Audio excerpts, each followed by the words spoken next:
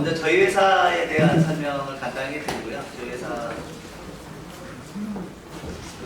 같은 경우는 스마트 팩토리 관련된 솔루션, 특히 이제 소프트웨어 부분의 솔루션을 개발해서 공급하고 있는 회사입니다. 대부분 스마트 팩토리라 그러면 자동 창고라든지 로봇 같은 이제 하드웨어 쪽에 국내에 상장되어 있는 회사들이 많은데, 저희는 MES라고 하는 생산 관리 시스템, 그리고 생산 계획 또는 공급 계획을 하는 SCM 솔루션들을 개발해가지고 납품하는 스마트 팩토리 쪽에는 어떻게 보면 소프트웨어 전문 기업으로서 최초로 상장하는 회사입니다. 사실 이제 스마트 팩토리라는 용어 자체가 나온 지도 조금 됐고요. 또 약간 범위나 이해하는 것들이 조금 틀리기 때문에 우선 저희 입장에서 스마트 팩토리가 왜 중요한지와 그리고 저희가 어떤 일을 하는지에 대해서 제조 환경, 스마트 팩토리가 나오게 된 가장 큰 요인이 제조 환경이 변화할 거라는 거에서 출발을 했고요. 큰 틀에서 보면 제조 환경은 디지털 기술을 따라서 물론 이제 제조 환경뿐만 아니고 전반적인 산업 환경 자체가 바뀔 거라고 보고 있고, 사실 이제 4차 산업혁명이라고 하는 것 자체가 이런 부분에 기인한다고 봅니다. 그래서 디지털 기술에 의해서 어떤 전통적인 산업 구조가 바뀌는 것, 이제 디지털 트랜스포메이션, DT라고 좀 부르는 부분이죠. 그 부분에 의해서 제조 환경도 급격하게 변할 거라는 한 축이 있습니다. 그리고 또 제조 부분만 놓고 보면 각 국에서는 이 제조 산업 자체를 국가 경쟁력으로 보고 있습니다. 그래서 스마트 팩토리라는 말이 처음 나온 독일에서 인더스트리 4.0이라고 먼저 좀 얘기를 했었고요. 그 인더스트리 4.0이 나오게 된 배경은 독일의 제조 경쟁력을 어떻게 높일까에 대한 고민이었습니다. 그리고 그거에는 결국 이제 독일의 국가 경쟁력을 높여야 된다는 겁니다. 결국 제조 경쟁력 이꼴 국가 경쟁력이라는 관점으로 접근을 하고 있고, 거기에 가장 큰 이유는 제조 경쟁력을 통한 고용 확대입니다. 그래서 고용 확대를 잘 하고자 하는 거고, 지금 가장 이런 부분에 있어가지고 적극적으로 하고 있는 나라가 미국입니다. 미국 같은 경우는 이제 리쇼링 정책을 펴서 해외에 나가 있는 제조 공장들을 자국으로 끌어들이고 여기에 의해서 고용을 늘리는 방향으로 자꾸 접근하고 있고요. 근데 이제 해외에 있는 베트남이라든지 중국에 있는 공장들을 미국으로 가져오게 되면 기존에 했던 인력 기반의 어떤 생산은 사실 불가능합니다. 그래서 이 제조 환경이 바뀐다는 것은 결국 공장 자체가 조금 더 지능화돼야 되고 자동화돼야 되는 거죠. 그래서 그런 부분들이 이제 제조 환경을 변화하고 있고요. 가장 큰 변화의 니즈는 사실 이제 개인화입니다. 현재 지금 많은 분들이 또 개인화에 대한 니즈가 강하기 때문에 개인만의 어떤 제품, 유니크한 제품을 원하고 있습니다. 거꾸로 얘기하면 공장에서 생산하는 물건이 개인별로 다 다르게 수요를 맞춰야 되고 그거에 의해서 생산이 돼야 된다는 거죠. 그래서 이런 공장들의 변화가 필요하기 때문에 시장하고 사회적인 어떤 요구가 분명히 존재를 하고요. 그거에 따라서 제조 환경의 패러다임도 급격히 바뀔 거라고 봅니다. 그리고 저희가 정의하는 스마트 팩토리라는 것은 결국 이런 제조 환경의 변화에 맞춰서 운영할 수 있는 공장을 말하고 있습니다. 그래서 기존의 공장은 다들 아시겠지만 어떤 제품을 하나 기획을 하고 그 제품을 기획한 거에 따라서 대량 생산하는 매스 프로덕션 체계를 갖췄습니다. 근데 지금 스마트 공장, 그리고 앞에 나온 어떤 니즈를 맞추기 위해서는 결국 공정 자체가 모듈화되어 있어야 되고요. 생산하는 제품이 그때그때 바뀌어야 되고 그거에 맞춰가지고 자재도 원활하게 공급이 돼야 됩니다. 결국 가볍고 유연한 공장이 돼야 되고 다품종의 다량 생산을 빠르게 생산할 수 있어야 됩니다. 그래서 이렇게 다품종 다량 생산을 빠르게 할 수 있고 빠르게 변화할 수 있는 공장이 스마트 팩토리고요. 이 스마트 팩토리를 결국 구축을 하려면 AI나 로봇 같은 얘기도 많이 하지만 궁극적으로 공장 자체가 디지털화되어 있어야 되고 모듈 간에 연결이 되어 있어야 되고 그리고 지능화되어 있어야 됩니다. 그리고 이런 거를 운영하는 거의 핵심은 결국 소프트웨어라고 보고 있고, 저희 회사는 이런 공장을 운영하는 SCM이나 MES 소프트웨어를 개발하는 회사입니다. 스마트 팩토리 자체 시장도 사실 2022년까지 99% 이상 성장할 거라고 보고 있고, 현재 지금 글로벌하게 한 150조 시장을 보고 있습니다. 그리고 2022년이 되면 한 220조 시장이 될 거라고 보고 있고요. 국내 시장은 글로벌 시장의 대략 한 10분의 1 수준인 15조 정도 시장이고, 마켓앤 마켓이라고 하는 리서치 기관에서 이제 스마트 팩토리 어떤 시장을 다시 두 가지로 나누는데요. 하나는 소프트웨어 기반의 테크놀로지 마켓이고, 하나는 하드웨어 기반의 컴포넌트 마켓입니다. 보통 이제 소프트웨어 기반의 마켓, 그러니까 테크놀로지 마켓에서는 ERP나 저희 회사가 지금 납품하고 있는, 보급하고 있는 MES라든지 PLC라든지 이런 부분들이 해당이 되고요. 컴포넌트 마켓은 센서라든지 로봇, 3D 프린터 같은 하드웨어들이 보통 포함이 됩니다. 그래서 테크놀로지 마켓이 대략 한 40%, 컴포넌트 마켓이 60%에서 4대6 정도의 비율을 가지고 있고, 그런 비율로 따져봤을 때 국내 테크놀로지 마켓, 스마트 팩토리 관련된 소프트웨어 마켓은 대략 한 6에서 7조 정도 보이고 있고요. 그 중에서도 MES의 성장세가 평균 13%로 가장 높게 될 거라고 예상을 하고 있습니다. 참고로 MES는 Manufacturing Execution System의 약자고요. 직역을 하면 제조 실행 시스템입니다. 그래서 제조 공장이라는 게 결국 자재를 가져와서 가공을 하거나 조립을 해서 제품을 만드는 건데, 이걸 생산이라고 하고요. 그 관련해 가지고 이런 일련의 공정들에서 나오는 어떤 작업들을 데이터를 정확하게 수집을 해서 분량을 관리하고 실적을 관리하는 게 기본 MES의 기본입니다. 여기에 더해 가지고 로봇이라든지 어떤 자동화된 부분들이 들어온다면 그걸 제어하고 원격으로 조정을 해서 사람이 없는 공장을 추구할 때 필요한 게 이런 MES의 자동화 소프트웨어입니다. 저희가 납품하고 있는 것도 이런 단순한 MES, 어떤 정보를 수집하는 그런 MES가 아니고 제어를 하는 MES, 실행을 하는 MES로서 주로 이제 반도체나 디스플레이에서 출발을 했고요. 지금 뭐 2차 전지라든지 하이테크 공장, 무이자동화된 분야에서 저희 MES를 쓰고 있습니다. 국가 차원에서도 뭐 독일이나 미국, 중국, 특히 이제 중국 같은 경우가 제조 2025라고 해서 정부 차원에서 많은 지원을 하고 있는데요.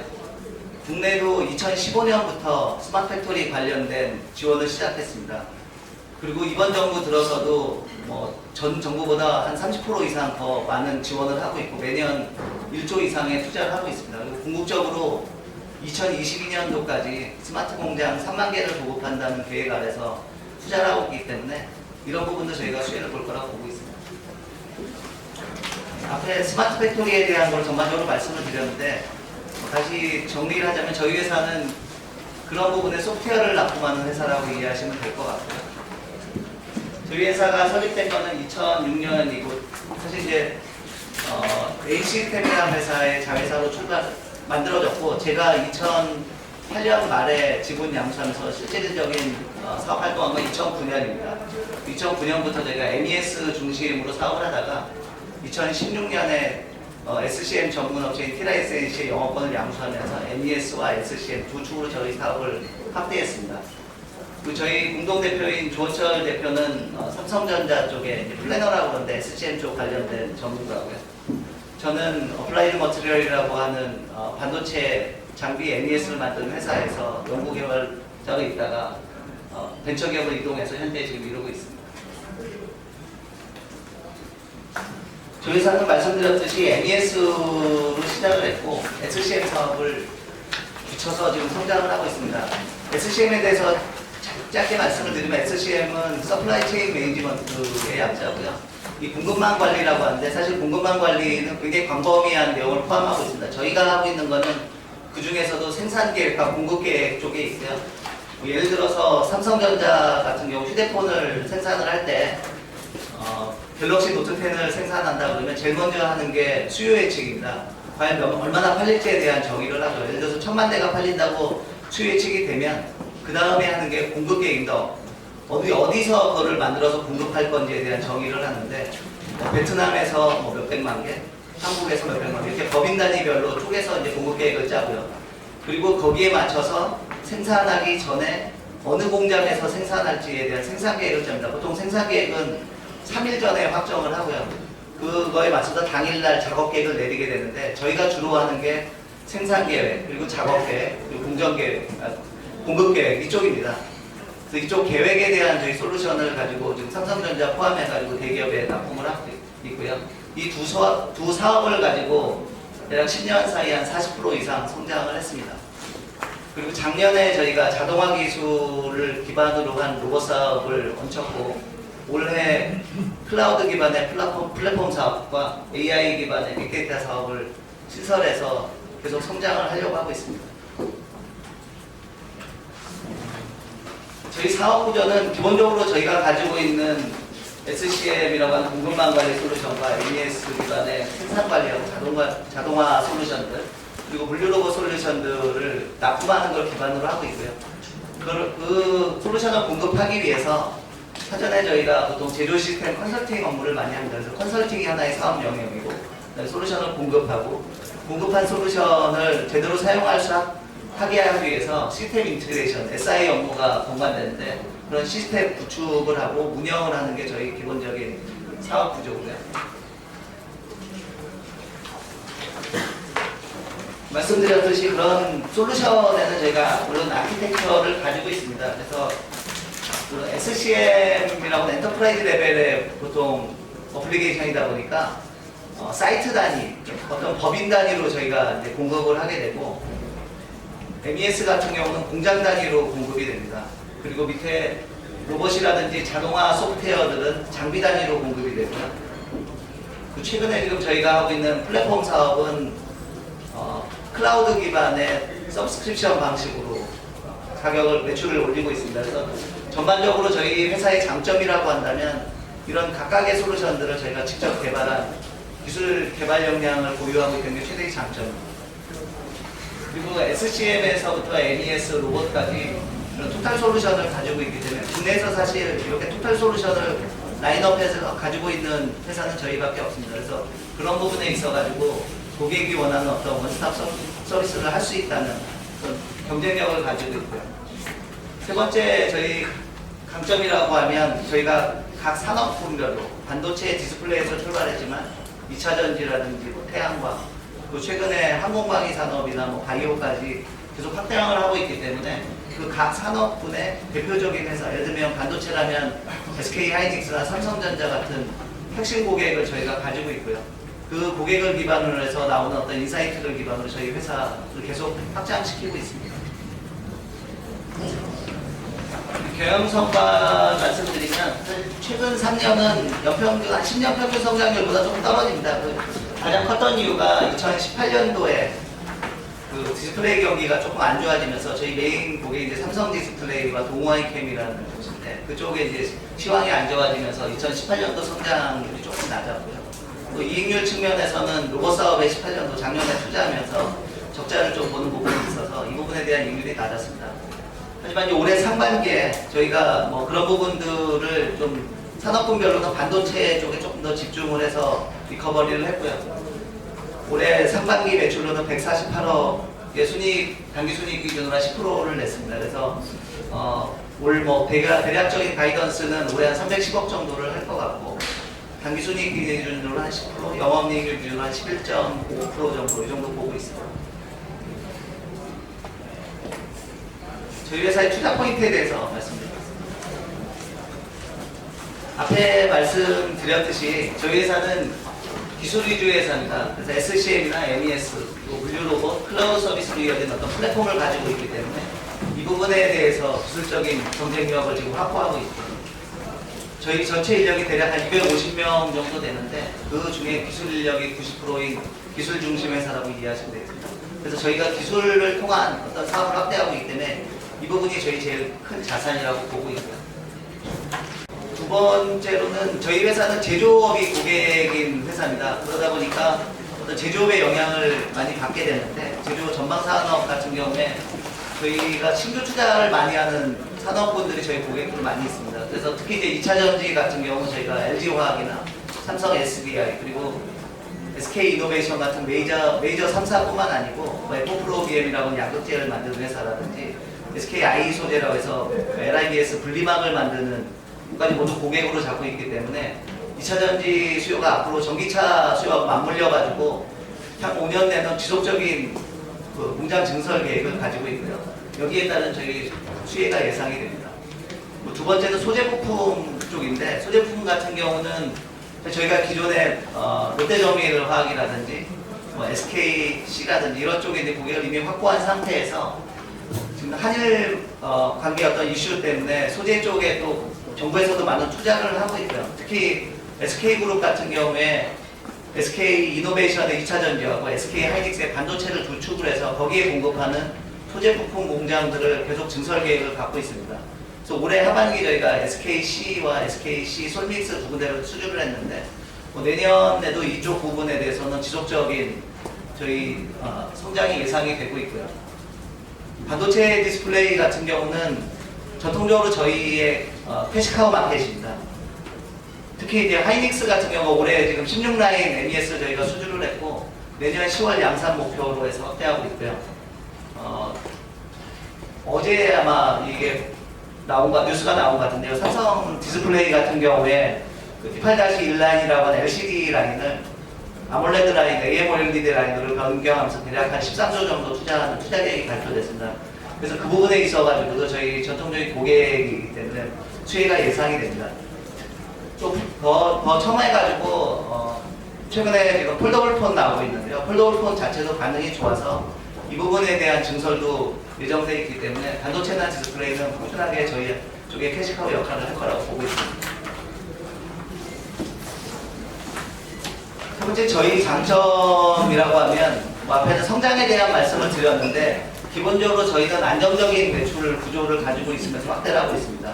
그래서 요즘같이 변화가 좀 심한 시대에 저희가 다양한 산업군에 걸쳐가지고 일을 하고 있고 또 저희 한 매출의 75% 이상은 탑티어 고객, 대기업 고객을 통해서 나오고 있기 때문에 대기업 매출 자체가 지속적으로 늘어나고 있는 상황입니다.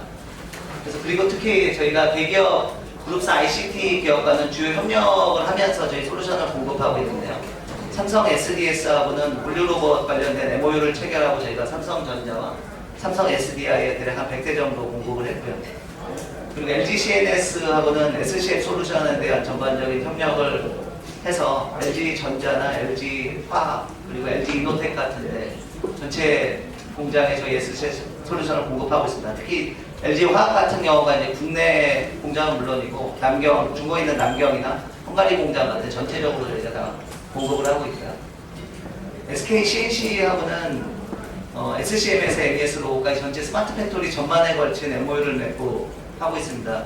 그래서 한 3년 전에 저희가 폭스콘이라고 하는 그 중국에 있는 호아이그룹, 사실 이제 대만그룹이죠. 대만의 호아이그룹을 시범 모델로 해서 스마트 팩토리 시범 사업을 진행을 했었고 또 그 그룹사, SK 그룹사 내에서도 확대를 하고 있습니다. 특히 이런 모델이 좀 어느 정도 되면서 작년에 저희가 SK로부터 투자를 받았었고요. 현재 지금 3대 주주의 SK가 들어와 있습니다. 그리고 그걸 통해서 또 SK 그룹 내에 있는 SKC라든지 SK 솔믹스라든지 케미칼, 최근에 실트론 같은 데 지금 제안 중인데 이런 기업들로 계속 확대를 하면서 캡티브 마켓을 확보하고 있고요. 저희가 전략적으로 이런 걸 좀 잘 활용을 해서 한화라든지 LG, 효성이라든지 이런 쪽으로 좀 확대를 하려고 합니다. 사실 삼성 SDS 같은 경우는 MES의 자체 솔루션을 가지고 있고 LG CNS도 가지고 있습니다. 그래서 그쪽하고는 주로 이제 SCM이나 로봇 쪽, 자동화 쪽을 협력을 하고 있는데 다른 그룹들, 삼성과 LG를 제외한 다른 그룹들은 아직 자체 솔루션을 가지고 있지 않기 때문에 이제 저희가 SK 어떤 사례를 기반으로 해가지고 하나라든지 효성에 지금 얘기를 하고 있고요. 특히 이제 하나 같은 경우는 저희가 하나 큐셀이나 하나 디펜스를 저희 고객으로 갖고 있고 저희가 운영을 하고 있습니다. 그래서 그런 부분들은 이제 하나 시스템하고 같이 협업을 해서 하는 모델을 접근을 하고 있습니다. 마지막으로 이제 해외 시장 부분인데 사실 아직 저희가 해외 시장은 본격적으로 나가고 있지 않습니다. 중국 시장을 공략하기 위해서 이제 CNC랑 같은 폭스콘 포함 여러 군데 이제 의사 발전을 해봤었는데 사실 그렇게 녹록한 상황은 아니었고요. 저희가 이제 본격적으로 진출하려고 하는 거는 공모자금의 일부를 베트남 법인에 좀 투자를 하려고 하고 있고요. 베트남으로 가는 이유는 하노이 쪽에 삼성전자를 포함해서 삼성 디스플레이나 삼성전기, SDI 같은 부품 협력사들이 좀 모여 있습니다. 그리고 최근에 공급사 다변화를 위해서 베트남 현지 법인들에 대한 것들이 이제 연결되고 있는데 그 부분을 저희가 일단 1차 타겟으로 잡고 있고요. 중국 같은 경우는 저희가 방향을 약간 바꿔서 반도체 쪽에 집중을 하려고 합니다. 중국 반도체 시장이 지금 공장이 계속 증설 계획이 있고 특히 그 전공정 팹에 대한 어떤 연구 투자가 계속 이루어지고 있기 때문에 저희가 하이닉스나 삼성 반도체의 어떤 레퍼런스를 통해 가지고 이쪽을 공략하려고 하고요. 싱가포르나 말레이시아 같은 경우는 반도체 후공정 업체들이 많이 있습니다. 특히 이제 반도체 후공정 같은 경우는 아직 무인자동화가 이루어져 있지 않은데 그 부분에 대해서 저희가 가지고 무인자동화를 했던 경험을 기반으로 해서 지금 이제 마이크론 포함해가지고 이쪽을 좀 집중적으로 공략을 해서 해외 시장을 장기적으로 확대할 계획입니다. 저희 회사의 뭐 성장 방향하고 성장 동력에 대해서 말씀드립니다. 저희는 반도체 디스플레이에서 출발을 해서 2차전지 태양광 이런 쪽의 산업은 캐시카우로 가지고 있고요. 거기 포함해서 이제 바이오까지 확대하는 것을 전략적으로 추진을 하고 있습니다. 또 주로 아직까지는 대기업 매출이 한 70%, 75% 정도 이상 되는데 그 부분을 중견기업, 중소기업으로 확대하는 전략을 취하고 있고요. 이 중소기업을 대응하기 위해서 저희가 이제 클라우드 플랫폼 사업을 확대를 하고 있습니다.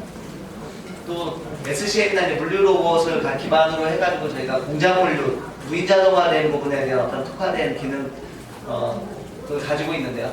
이 부분을 유통물류 쪽으로 확대를 해서 저희 사업을 되게 다각화하는 것을 목표로 삼고 있습니다. 좀 더 구체적으로 말씀드리면 반도체나 디스플레이, 2차전지, 태양광은 기본적으로 저희가 10여 년 동안 해왔던 캐시카우 마켓이고요.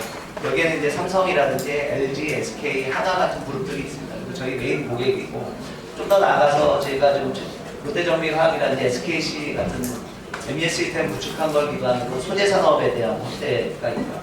그다음에 전기차 부분에 대한 수요가 있는데 현재 지금 자동차 부품사들은 사실 좀 굉장히 어려움을 겪고 있는 상황입니다. 그게 자동차 판매 대수도 줄고 전기차의 어떤 전환, 어떤 과도기적인 시점인데 또 관련해서 이런 공급망 체계가 바뀜에 따라서 SCM 수요가 늘고 있습니다. 그래서 최근에 저희가 센츄럴이라고 하는 자동차 부품 회사를 수주를 했고 이 부분에 대해서 점점 더 저희한테 기회가 올 거라고 보고 있고요.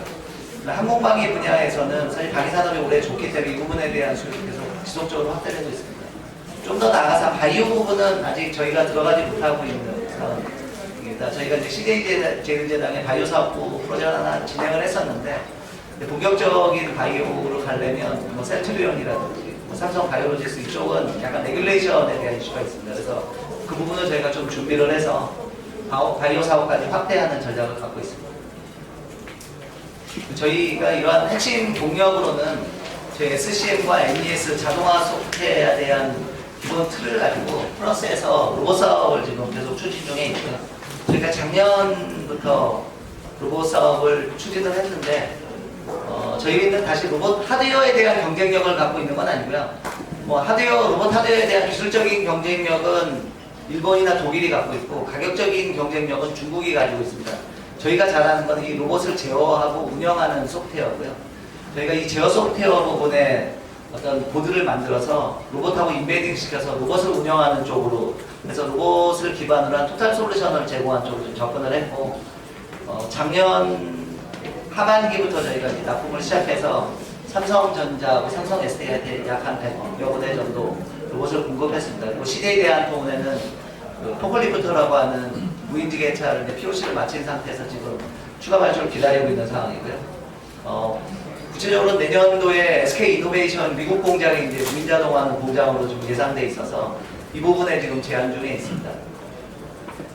그리고 이걸 좀 더 범위를 넓혀서 기존에 이제 제조 공장 위주로 갔던 부분을 이마트나 쿠팡 같은 물류 쪽에 자동화 쪽으로 확대를 시킬 계획입니다.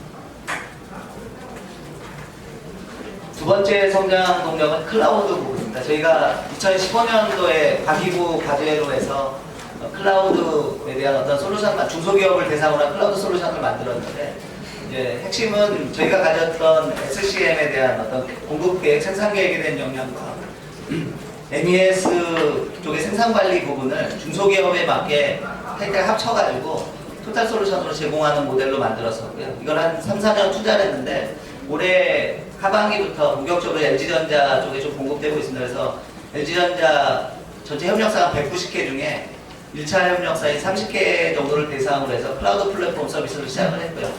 이 LG전자에서 협력사들이랑 하는 것은 LG전자에서 나오는 어떤 수요 정보, 그러니까 오더 정보를 협력사들한테 알려주고요. 실시간으로 알려주고 협력사들이 거기에 맞춰서 생산을 하게 되는데 그런 생산 정보들을 또 실시간으로 LG전자에 공유하는 협업 플랫폼입니다.